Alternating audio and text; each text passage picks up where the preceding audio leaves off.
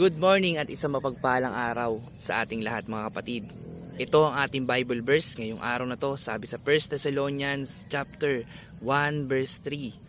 Inaalala namin sa harapan ng ating Diyos at Ama ang inyong gawa dahil sa inyong pananampalataya, ang inyong pagpapagal dahil sa inyong pag-ibig, at ang inyong pagtitiis dahil sa inyong pag-asa sa ating Panginoong Jesucristo. Kapatid, panghawakan natin palagi sa araw-araw, anuman yung danasin natin, anuman yung paghihirap, pagdurusa. Kapatid, nandyan naman yan, given naman yan, kasi di ba nga, kagaya ng dinanas ng ating Panginoon, hindi kasarapan, kundi sa dulo.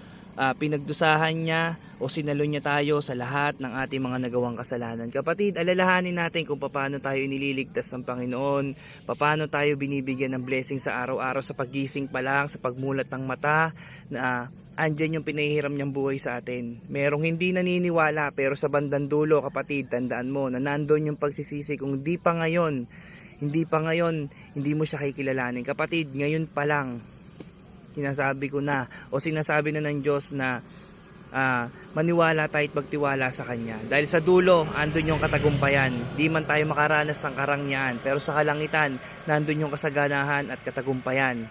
At siya lang ang makapagbigay nun, ang tanging Diyos na makapangyarihan sa lahat at wala ng iba. God bless kapatid, mag-ingat sa lahat ng gawain.